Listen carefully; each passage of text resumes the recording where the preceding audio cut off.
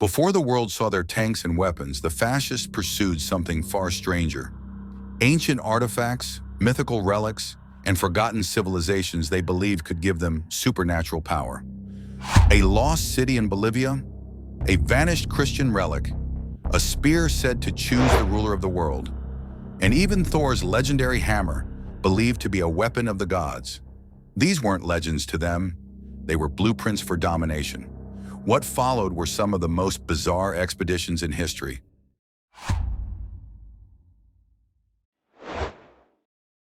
In 1928, a tall German named Edmund Kiss arrived at the ancient ruins of Tiwanaku in Bolivia. He was no ordinary traveler. Kiss had come with a singular purpose: to prove a controversial theory that consumed him. Tiwanaku, with its towering monoliths and intricate carvings, had fascinated explorers for generations. Massive stone blocks, some weighing more than 400 tons, lay scattered across the landscape, remnants of a civilization that once dominated vast regions of South America. To Kiss, these ruins were potential proof of the world ice theory, a fringe idea claiming that Earth's past was shaped by violent cosmic events triggered by colliding moons. A year before setting out, Kiss had become a devoted follower of Hans Herberger's world ice theory, which argued that such catastrophic celestial events had defined human history.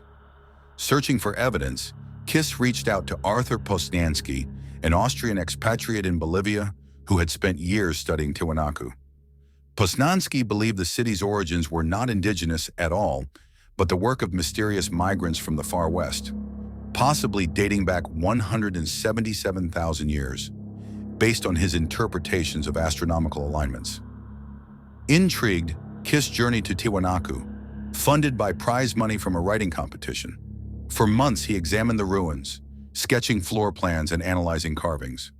One piece especially captivated him: a sculpted stone head that Kiss insisted displayed distinctly Nordic features, reinforcing his belief in an Aryan origin for the site. He also pointed to what he believed were European elements in the architecture, further convincing himself that Tiwanaku had been built by Nordic settlers who had somehow reached South America. He interpreted some structures as Baroque-style doorways and Greek cross symbols, and dismissed entirely the idea that local civilizations could have constructed such an advanced city. Kiss became particularly intrigued by the Gateway of the Sun, which Posnanski proposed was a vast ancient calendar. Kiss believed the inscriptions represented a system of 12 months, each with 24 or 25 days, and each day lasting 30 hours, details he took as confirmation of the world ice theory. He concluded that Tiwanaku must be millions of years old, built under different astronomical conditions created by a rapidly orbiting moon. Kiss's conclusions were enthusiastically published in Nazi Party newspapers, fitting neatly into the regime's racist ideology. Backed by the SS, he prepared a second expedition to Tiwanaku in 1938, but World War II halted his plans. With the downfall of the Third Reich, Kiss's theories slipped into obscurity, left behind as relics of a pseudoscientific past.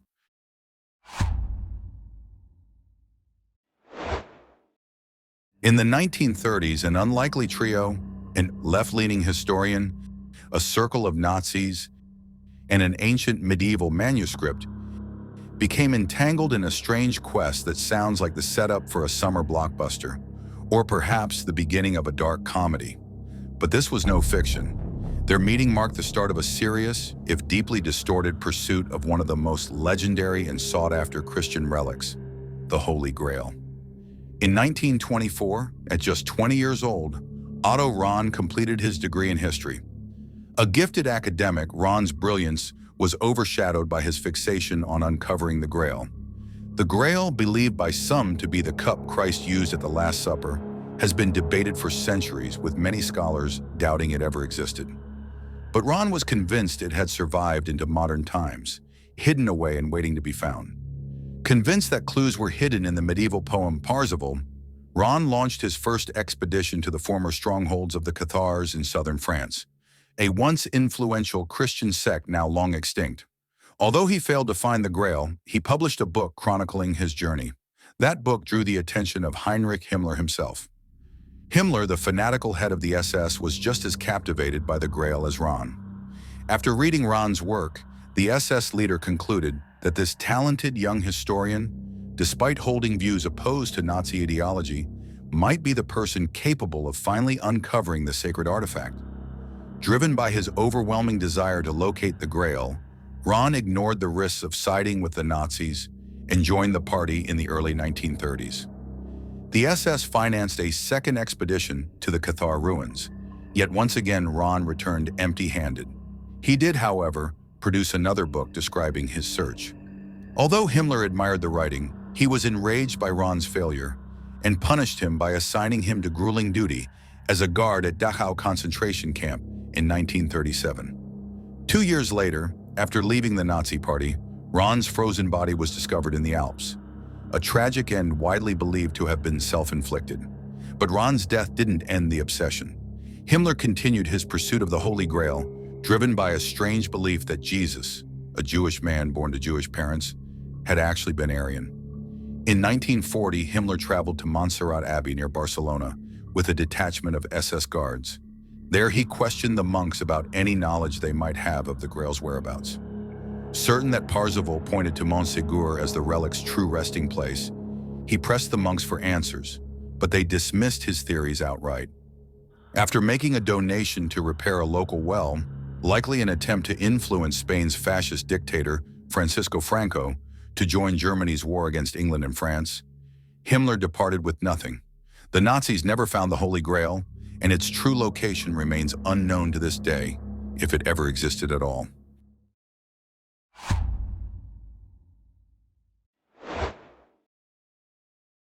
The Nazi Party has long been linked to the looting of cultural treasures, fringe scientific theories, and the occult. This was especially true of Heinrich Himmler and his SS. Himmler, who even kept a personal occult advisor, established a special division within his elite SS known as the Ahnenerbe, part research institute, part ideological think tank. The Ahnenerbe was dedicated to promoting Nazi beliefs about Aryan superiority and conducting investigations into the occult. One of its primary goals was to uncover, or fabricate if necessary, a deep historical lineage for the Nazis' supposed Aryan ancestors through archaeological study. Hitler wanted to prove the supremacy of the Aryan race, and he believed any hint of an ancient Aryan legacy could be weaponized as propaganda to justify Germany's expansion. Among the relics most coveted by the Nazis was the Spear of Destiny, also known as the Holy Lance, or the Lance of Longinus, the weapon said to have pierced Christ's side as he hung on the cross. The Bible itself references this moment, describing how one of the soldiers with a spear pierced his side, and forthwith came there out blood and water. As a child, Hitler had seen the spear displayed in a museum, and he became fascinated by it, convinced it held extraordinary power. He later claimed that the Spear of Destiny had granted him a vision of the future, one that shaped his political and ideological worldview. High-ranking Nazis pursued this artifact not only for its cultural and religious significance, but because the spear was rumored to grant supernatural abilities to whoever possessed it, including immortality and victory over one's enemies. Legend says that Charlemagne carried the Spear of Destiny through 47 consecutive military triumphs, and that he died on the very day he let it slip from his grasp. Hitler and his inner circle believed the spear would guide them in the same way as they fought across Europe. As part of the imperial regalia of the Holy Roman Emperor, Hitler also believed that controlling the spear would help legitimize his rule. In October 1938, acting on Hitler's orders, the spear was transferred by train to Nuremberg, where members of the SS guarded it closely at St. Catherine's Church. The Spear of Destiny remained locked away under Nazi control for the entirety of the war, until US forces seized it just 2 hours before Hitler's death, eerily echoing the prophecy first associated with Charlemagne nearly 2 millennia earlier. In addition to their pursuit of Christian relics, the Nazis were equally fascinated by Norse and Scandinavian artifacts. Heinrich Himmler placed extraordinary importance on these items, convinced that mystical objects from the northern Germanic world could possess immense power. The most iconic of these was the legendary hammer of Thor, known as Mjölnir. In Norse mythology, Thor, the god of thunder, wielded his hammer with overwhelming force, using it both as a weapon and as a source of divine protection. Mentioned throughout ancient texts, Mjolnir held deep symbolic significance for the Vikings. Countless artifacts have been crafted over the centuries to resemble Thor's hammer, with many claiming to be the real thing. Himmler, who became fixated on uncovering the true Mjolnir, wrote to the Ahnenerbe in May 1940, ordering them to locate every place in the northern Germanic Aryan world where there exists any understanding of the lightning bolt, the thunderbolt, Thor's hammer, or the flying or thrown hammer.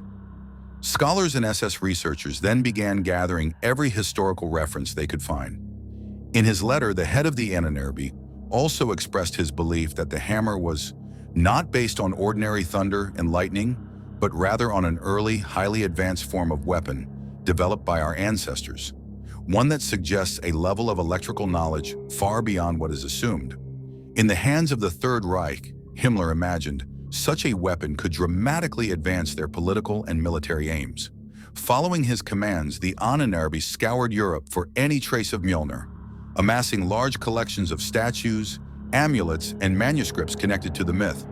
But the hammer itself was never discovered.